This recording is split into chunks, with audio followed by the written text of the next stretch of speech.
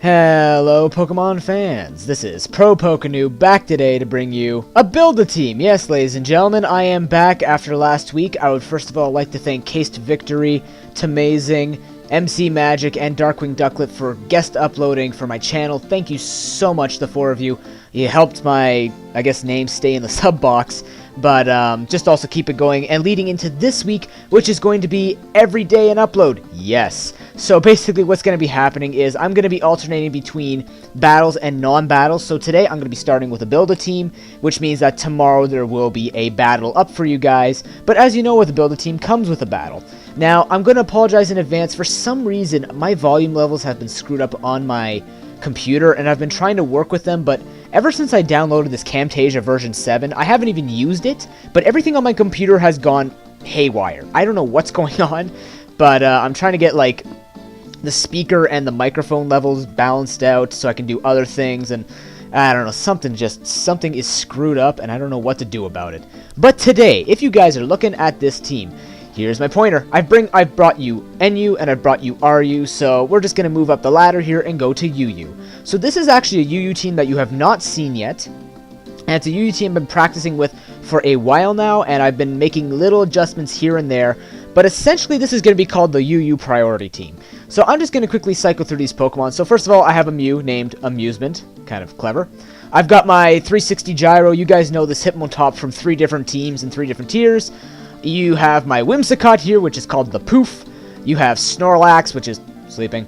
You have Frostlass, and you have a Azumarill named Bubble Fist. So before, if you guys got a quick glimpse of all the different sets, do not panic. This is not a stupid team, okay? It looks really flawed. It sounds really flawed from the 6 Pokemon I just presented to you, but don't think that way because this team has been killing top people. I don't know what it is. It's just been taking out people with really standard teams, and they've been playing pretty well. So, unfortunately, I can't save half those battles because it's either a 6-0 or like just really unlucky hacks and stuff like this. So the battle that I would be bringing you is kind of a mix between the hacks and the professionalism with the team. So, you know, we'll take a look at that after. But for now, let's get into this team before this gets too long. So first of all, leading off with my Mew here. Okay, this is a physically defensive Mew, and the whole point of it is to kind of serve as a dual role. Stealth Rocks and then Calm Mind to set up. Now, if you looked at the rest of my team, this is the only pure special attacker, also the only special set-upper. So basically what I've done is I've given it max defense, bold nature with max HP. With Calm Minds, it's able to boost up its special defense, so it can become defensive on both ends.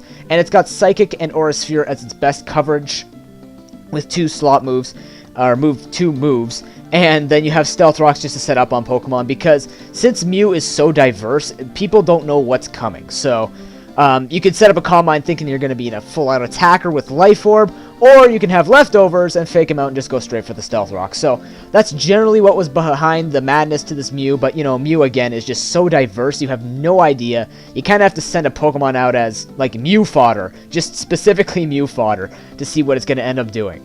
Now, moving on to my Hitmontop, there's no reason for, you know, spending too much time on this. You guys know how this works. Fake out, Mach Punch, Sucker Punch, Rapid Spin, triple priority with the Life Orb and Technician, which you can't see. But, you know, max HP, max attack with Adamant Nature makes this Hitmontop hit very hard against most Pokemon that cannot take priority type moves or don't have priority. And again, Rapid Spin, I actually have seen a few Hitmontops with Life Orb and Rapid Spin lately, which is really good because, again, not many people expect an offensive Hitmontop with Technician to have Rapid Spin.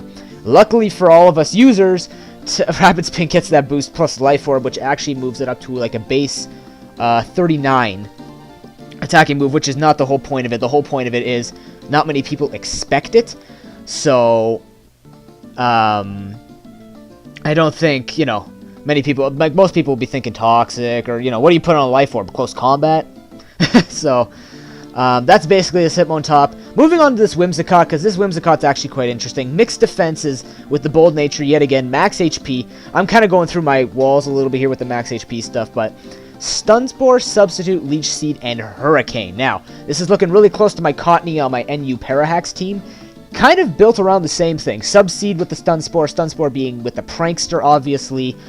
just to paralyze some of those big threats, Scarfers such as Darmanitan, Chandelure, stuff like that.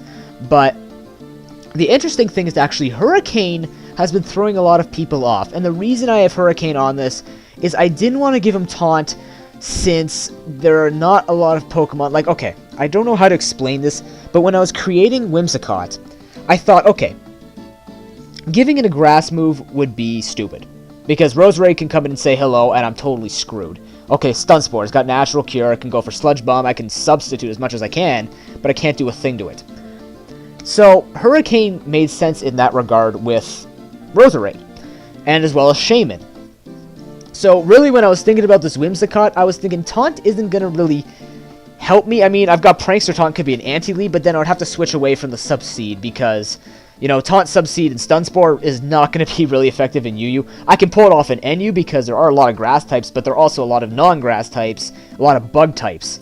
So, you know, it works a lot better over there with Taunt. Here it works better with Hurricane, again, to take out those unsuspecting grass types, and thinking that they can just come in and easily set up on Whimsicott, or, you know, do whatever they can to it. So, that was the reasoning. 70% accuracy, I really don't care, because just looking at the rest of these moves, I mean, I can Gust? No. Why the heck would I do that? I can go for HP Flying, but that weakens my stats in the ways of IVs. And I mean, Psychic, yeah, sure, I could hit a Roserade, not Shaman or any of those other grass types. Who else can I, like, if you break a Tangrowth? Trying to see if I can find anyone else for an example.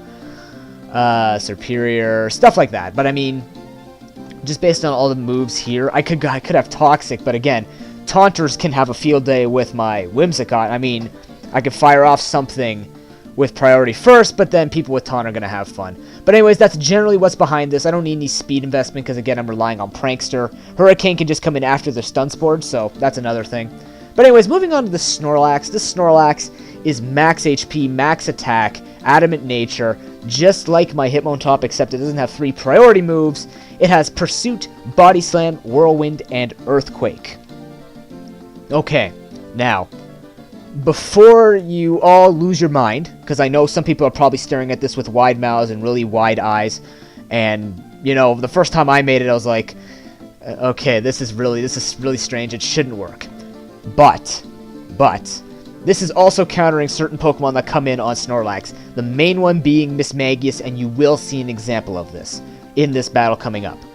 Essentially, what the Snorlax was meant to do is have a lot of HP, take hits, paralyze stuff, predict them to switch out and go for Pursuit. Anything comes in thinking they can be smart enough to take a hit, go for EQ. Anyone who thinks they can set up, go for Whirlwind. That's really what I'm doing, and with the leftovers, this thing lasts a very long time. Excuse me one moment. Water, awesome. Okay, but basically what this is doing is it's mixing together 2 or 3 roles that Snorlax can run. It can run as just that Parahaxer, it can run as the Curse set, or it can run as that Phaser. Kind of coming more off the Munchlax idea, because Munchlax, I believe, runs Whirlwind, Stockpile, Toxic, and Rest? Something like that, I think. But that's what I thought. I said, I can bring it to UU. I mean, give it Whirlwind. I mean, you know, Snorlax is bulky enough to be a Phaser, and that's kind of like what my old Wall team used to do, right? Just have really bulky pokes and phase them out. So, that's what Snorlax can run. It's not bad. Does stuff like that. I should probably be moving this since it's on the screen. I gave it 4 speed investment just to outspeed those base... Oh dear, what base is Snorlax? Let's quickly do this. Base 30. Other base 30 Pokemon, which could basically be other Snorlaxes if they don't give it speed investment and some kind of defense investment, but just outspeed stuff, go for Body Slam, stuff like that. Earthquake those rock types, such as Rhyperior, and other stuff like that. But otherwise, that's essentially what it's supposed to do, and the main thing was the Pursuit was for specifically stuff like Chandelure, Victini, another good thing, because with thick fat, Victini's V-Create can still do a lot, but with max HP, it shouldn't do too much, depending on the situation, but Pursuit can threaten him out and catch him off guard. That's the main thing, it's to catch him off guard. I have seen some Snorlaxes with Pursuit, but that's beside the point. Okay, this Frostlass. When I saw Frostlass, I said, okay, this thing is a setup poke, right? Why isn't it offensive more often? I'm going to show you why. Actually, no, I'm not. I'm going to show you why it should be offensive more often. Okay? Max attack, 152 special attack investment, 104 speed investment, hasty nature. This is a mixed attacking Froslass named Frosty, with Expert Belt. So, Ice Shard, Crunch, Shadow Ball, Sucker Punch. Okay. Just to give you a little bit of damage calcs that I ran, I'm gonna try and remember these. After one Stealth Rock switch in, I can take out a Chandelure with this Sucker Punch with the Expert Belt. After 2 Stealth Rock switch-ins, because Flygon, and like basically for Flygon for me is the Terrakion of UU.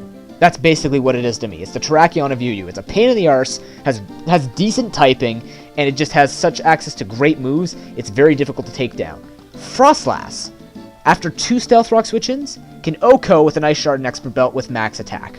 I believe with Banded, it did something like up to 97% or something like that, but, I mean, if it ever comes in more than twice, you send in Froslass safely, go for Ice Shard, take it out. Clean. It's 100% chance. Or okay, something like 99.29% chance. And knowing me, I can pull that off, but I'm not going to right now. Anyways, so basically between Ice Shard and Sucker Punch, it's meant for pokes like that. Otherwise, Crunch actually does some decent covering with the physical side, and Shadow Ball is to have, you know, the abuse of its typing, being Ghost, and with some special attack investment. 310 is to outspeed certain Pokemon. I didn't write them down, unfortunately, but I guess I can leave it on this video right about now, just to show you a few Pokemon that it was meant to outspeed. I'm trying to remember why 310. It had some significance, but I will leave it on this video soon.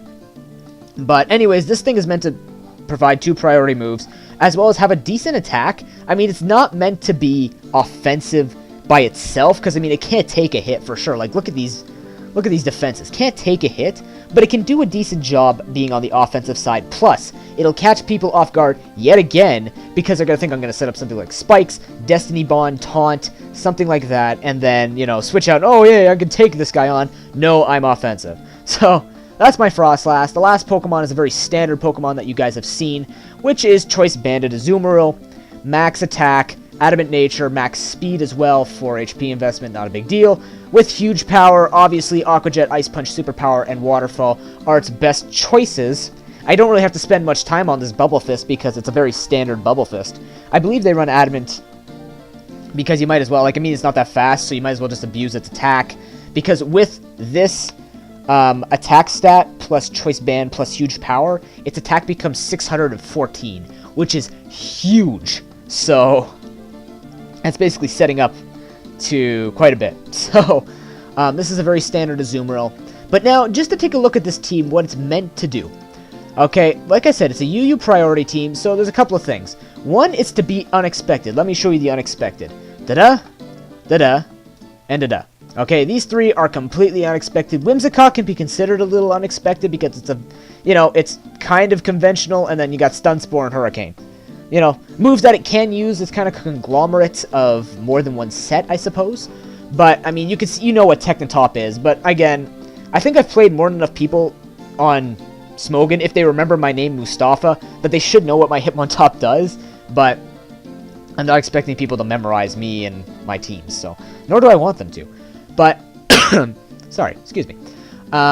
Essentially, it's to be a surprise factor, as well as a cleanup factor. So the team is built around cleaning up. So I only have Stealth Rock. I was considering putting Spikes on it because you do want to weaken the pokes a lot for priority moves to really be effective. But then I looked at it and I didn't have enough room. I wanted to put Roserade over Whimsicott, but then Whimsicott has a nice priority with the Stun Spore and the Sub Leech, so that's why I kept that. And I figured, you know, Spikes actually haven't been helping me a lot because of stuff like Bronzong and, you know, Blastoise being a spinner, Hitmontop being a spinner, Claydol now being a spinner. I saw there were quite a bit of different spinners that can come into UU now, as well as actually avoid getting hurt by these hazards a lot, other than, like, a lot of them avoid Spikes, or a lot of them avoid Stealth Rock being very effective against them. So, I figured, you know, Stealth Rock's just the best thing, break sashes, stuff like that, clean up everything. So,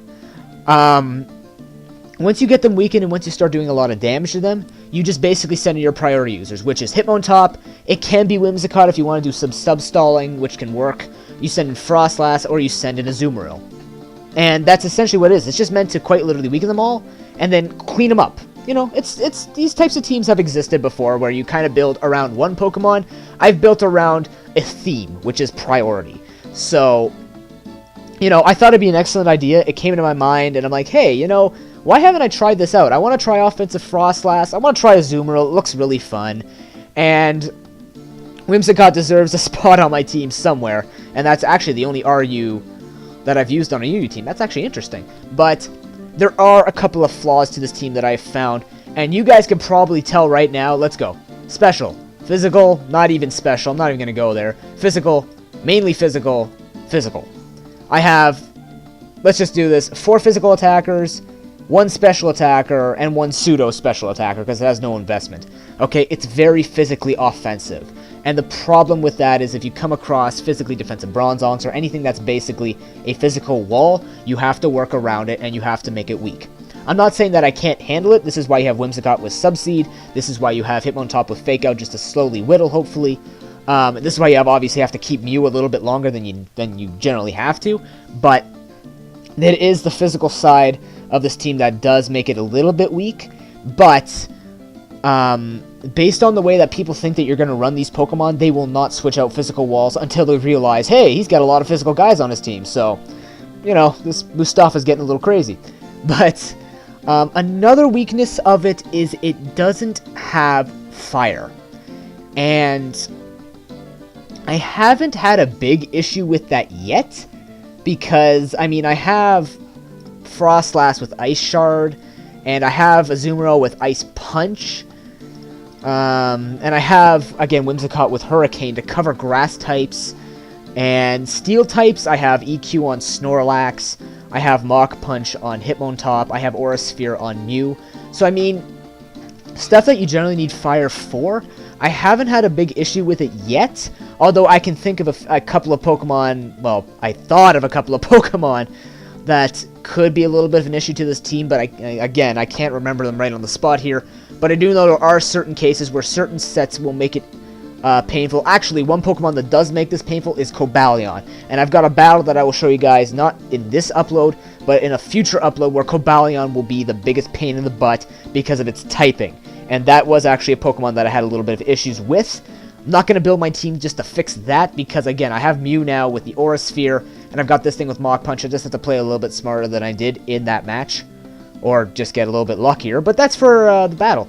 Anyways, but that is generally weakness. This is a very physical team, and it does have to work without fire, and it has to work out with, there are no Scarfers either. I mean, you know, you have Scarf Pokemon, you got to rely on both Hitmontop and the priority actually working together, because that is the whole point. I mean, priority does outspeed Scarfers, and Scarfers generally do not carry priority, although I have run a Choice Scarf Infernape with Mach Punch once, worked like a charm, but that's not the whole point right now. The whole point is basically showing off this team, and I'm going to stop talking about this team because I can bring you a UU battle that will show it off better. So, be right back and I'll see you at the battle. So, just as a quick reminder to all of you, because I did get the YouTube license, I am able to just upload everything in one shot. So if the video looks larger, that's just because both parts are in it, when generally I would split it up. In the future, I do plan to put in playlists. I believe this one and the other 2 will be placed in a separate playlist for Build-A-Team, so if you guys ever want to come back and you actually like the set but you never got a chance to try it out, it will be organized for you in that sense. But this will be the first upload where everything will be put together. So it'll say like 5 videos for 3 Build-A-Teams, just in case you guys will be wondering if I set up a playlist for it. But anyways, this is going to be a standard UU match against a person by the name of Crisp Communist.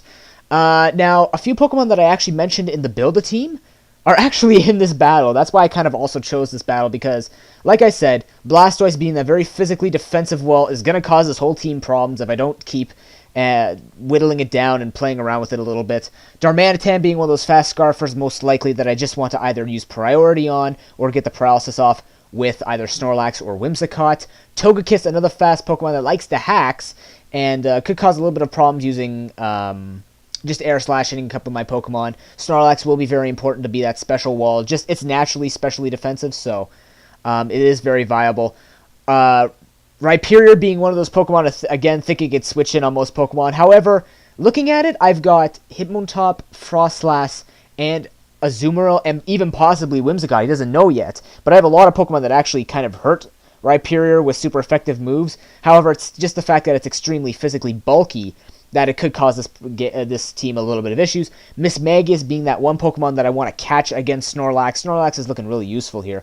And then last but not least, a Roserade, which is the grass type that I was talking about, where Whimsicott might have a little bit of issues, and they think they can come and switch in on it. But again, I've got a little surprise for it.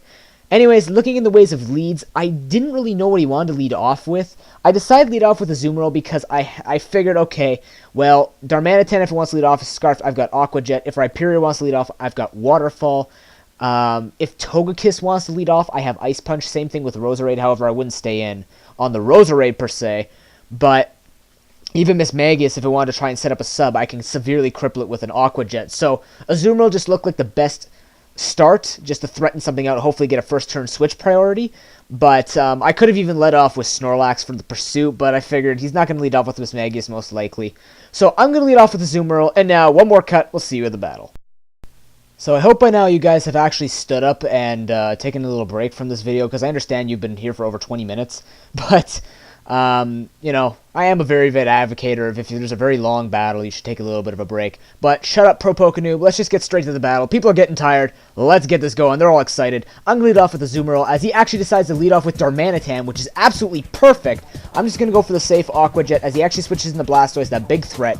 I'm going to go straight for the Aqua Jet. Not a big issue. The big issue is going to be trying to take this thing out. So what I'm going to do is switch out, go into my Mew, because it is a special attacker. He's going to go for the Scald. What I also predicted was if he wanted to go for Toxic, or if he burned me, the Synchronize would be nice on this Blastoise, and that's another reason why Mew is pretty good. I'm going to set up my rocks as he goes for another Scald, hoping for that burn, actually. That's the one time I'm hoping for a burn, but I'm not going to get it, and I know if he's got Toxic, he's not going to want to go for it at this point. So I'm going to start setting up Calm Minds, as I was thinking he could keep going for Scalds, but he's going to go for Rapid Spin. That's kind of a duh move on my part. But I'm going to set up a second Calm Mind, also forgetting that this thing can carry Roar, and that's exactly what he goes for. So setups for nothing. He's going to send me back into Azumarill. Again, I predict this Rhyperior or Roserade. That's why I think I went for Ice Punch, and that's going to do a fair amount of damage to Rhyperior. But he's going to make that double switch back into Blastoise. Didn't want to overpredict yet again. Just going to go for another Ice Punch. And that's why I went for I was trying to think, why did I go for Ice Punch? I could have gone for Waterfall, predicting a switch out or something, but it was for Roserade. I'm going to switch into Whimsicott, though, because I know Scald can't do much to me. I could probably start Leech Seeding this thing, even though it has Rapid Spin, just start getting that little bit of residual damage off on this thing. I'm going to go actually for the Stun Spore to paralyze it. As he goes for Roar, I figured no point in setting up. He's going to put me into Snorlax, though, and at this point, I can just start sitting on him with Body Slams, as I believe he actually gets Parallax. Now, this is really risky, because Scald and Burns in general threaten this team a lot. I should have mentioned that. Fire is just bad. No fire, please. I'm going to go for the Body Slam as he switches into Rhyperior. Paralyze the Rhyperior, which is, again, not too bad because this team is kind of slow, and any type of hacks I can get is good hacks. Go for the EQ now as he actually sets up the rocks. So, seeing leftovers, actually, this is, you know, usually you see Banded, but I'm going to go for the Pursuit, and this is unfortunate for him because look what he switches into. Yeah, I didn't even think about this, but he was actually trying to send this in because he thinks he can totally wall it. Seeing Body Slam and Earthquake, so he thinks it's the curse set. However, his Mismagius is just going to have to start firing off unboosted HP Fightings as I just keep going for Pursuit because I'm not going to switch up, right? And Pursuit is going to keep this thing in stuck. Could have mattered a little bit later in the match. You guys can be the determiners of that, you guys and gals.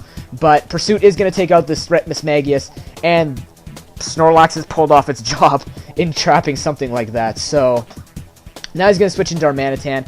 I should have thought of this, but I was predicting close combat when I completely forgot he could have gone for Flare Blitz. But then I also figured he wouldn't go for Flare Blitz because I'm a thick fat, and most of them carry thick fat. He just goes for U-turn, doesn't do too much damage. He goes into Roserade, and I thought he'd try and set up. He actually goes for Sludge Bomb. Doesn't take me out, thank God, nor does he poison me. And I go for Psychic just to get a lot of damage off on it. I see Black Sludge, which is good to know. Just because I didn't have Sash, but I'm just going to let him kill me off. He actually goes for Giga Drain because I can't spin away those rocks. And now this Roserade's going to come in, but I'm going to go into Hitmontop. And this is kind of too obvious because he doesn't see Intimidate, and why else would you send into Hitmontop if it did, unless it had Fake Out? So he's going to send in Blastoise to sponge that Fake Out as I hurt myself for no reason. I guess any damage on Blastoise is good damage. I am not going to do a 69 lol thing. Okay, dang it, I just did it. Anyways, I'm going to spin away those rocks. Extremely risky because I knew this thing could burn me, but I didn't want those rocks up for some odd reason. Oh, because I want to be able to switch in Frostless later, maybe. He gets Parahax, luckily, as I send in Whimsicott. And this is when I kind of find out his fourth move. I'm still thinking it has Toxic, so I'm going to go for Substitute, predicting either the Scald or the Toxic. He actually goes for Ice Beam, and that's not good. So, now I know I have to be a little bit more careful. I know he's most likely going to phase me because he thinks I'm going to keep going for subs. So I'm actually going to go for Leech Seed now, just to get a little bit more damage off on this thing so it can't heal up too much. He does phase me out into my Frostlass. Not favorable. I'm going to get out of here, going to my Whimsicott. He wants to roar me, no problem, no rocks up, not worried. He actually makes a double switch and goes into his Darmanitan. I think he's just going in for the fact of Flare Blitz. He actually makes a double switch, goes into his Rhyperior, and I'm assuming because he thinks I'm predicting him to go for maybe the Flare Blitz, but I was actually just going for the priority substitute to check what he was going to do. But now I'm going to go for Leech Seed, and watch these Rock Blasts. Remember that defense investment I put in? It takes 2 from a Rhyperior. I'm guessing it's a defensive Rhyperior, but still, 2 from a Rhyperior to break the sub, and then as you saw, 12% from the third one. That is ridiculous. Whimsicott, beastly. Here I didn't even predict the Roserade. I just went for Hurricane, hoping for a Confusion Axe. But he sends in Roserade, and I just fulfilled the job again of you send a Grass type in, I use Hurricane. Enough said. I go for Stun Spore here on the Togekiss. Even if he wanted to take me out, I didn't care. He doesn't take me out, which means I can save this thing for later. Because now what's going to end up happening is I'm going to send in my Snorlax. We're going to speed this up because essentially this is just going to become a battle of the hacks because he goes for Thunder Wave. And now basically what it's going to become is a specially bulky poke versus a physically weak poke. But the only advantage that Togekiss has is it can flinch me. It can para-flinch me with its Serene Grace. So it's basically going to come down to who can get through to the weakness first. My weakness to hacks versus his weakness to physical shots, being the stab body slam. So here he's actually going to get para-hacks finally as I go for the body slam. Sit on this Jubilation Toga thing. I don't even know what to call it. The Jubilation Pokemon. What is it? Like an exploded egg? I don't know. I'm going to sit on it a second time, and this time he actually is going to be able to fire off an Air Slash, and when you think the hacks would just keep continuing itself, it doesn't. I'm just going to sit on it one more time, flatten that egg. You got a nice cooked egg there, but not the point right now. The point is he sends in Rhyperior, goes for Earthquake, and gets a crit. So there's the completion of the hacks, but now I'm going to send in a Azumarill. I predict him to switch out maybe into Blastoise again, so I go for the Superpower, but he makes an excellent play, leaves Rhyperior in to check what I'm going to lock myself into. As he goes into Darmanitan, I don't want to stay in and take a -1 hit.